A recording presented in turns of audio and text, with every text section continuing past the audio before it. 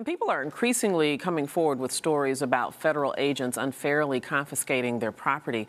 Civil assets forfeitures is a legal tool that many criticize as a violation of due process. Attorney Richard Friedman joins us to discuss this topic. Richard, welcome to Arise America. Thanks so much for being here. Thank you very much, Debbie. Now, help me make sure that I understand this. So according to this law, statute, whatever it is, the DEA can seize a person's personal property whether or not they're guilty of something, and they have no obligation to give it back? Is that the way?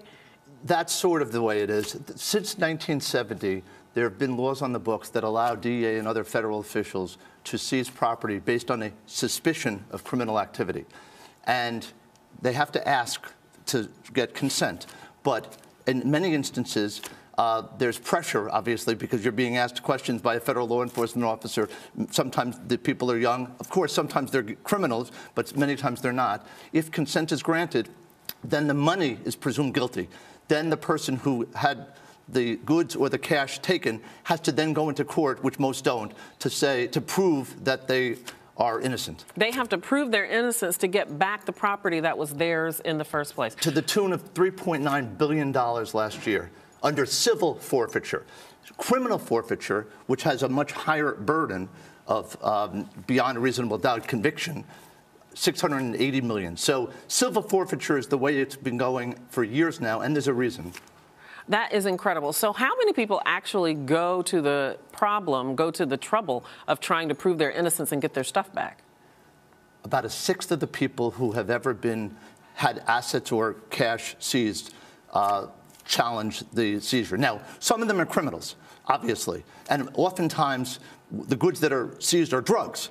And in fact, these laws were put into effect to target drug trafficking back in the early 70s. And initially, the officers went after drugs, planes, boats, and cars, any vehicle to get that was used to transport the drugs. Then the law was expanded to allow them to go after cash. And then, this is key, the law was changed to empower the state and local police departments to do it using the federal laws and to keep 80% of the goods and cash. Then we have various recessions. All of a sudden, this is a new revenue stream for local police departments. And they count on this as revenue, do they not?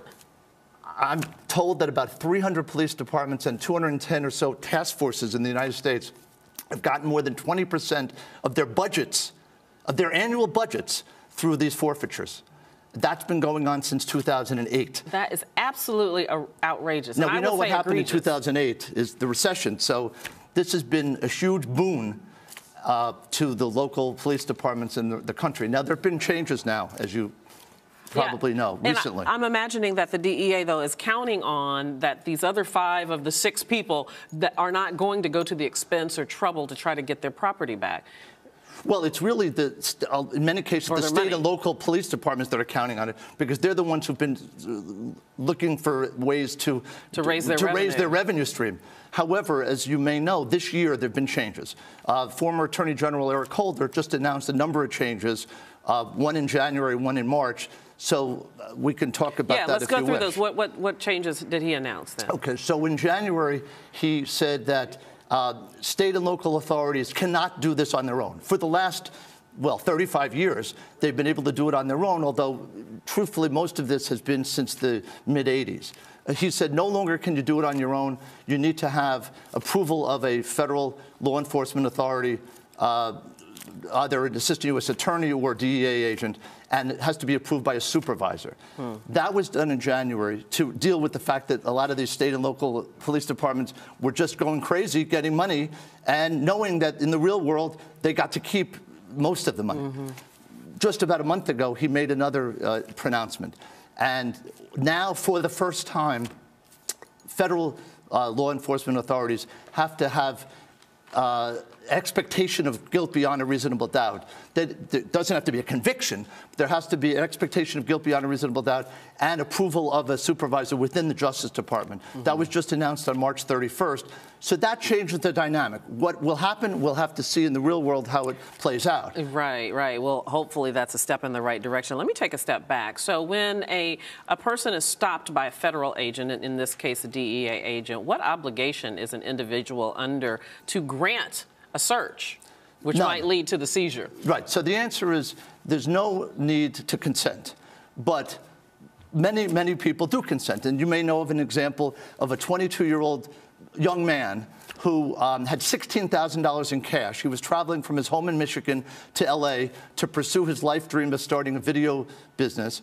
And he had both earned that money and gotten some of it from family. He happened to be a minority. And by the way, it's probably not totally coincidental, although I can't prove this, that there's been a disproportionate number of minorities who've been targeted by the forfeiture laws around the country. You don't say, Richard.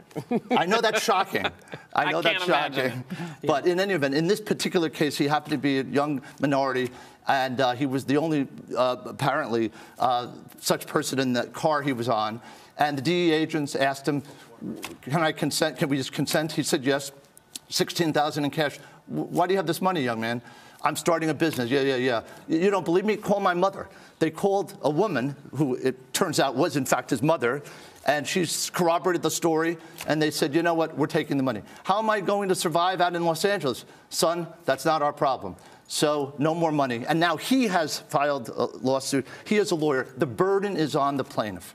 That is just Now, if crazy. the plaintiff succeeds, he gets legal fees, but most people don't have the They don't want to go through the wherewithal, trouble. the patience, or the perseverance to bother. Well, let's hope these announcements that Eric Holder made will at least help in this process. Hope so. We'll see. Yeah, Richard Friedman, thank you very much. Thank you.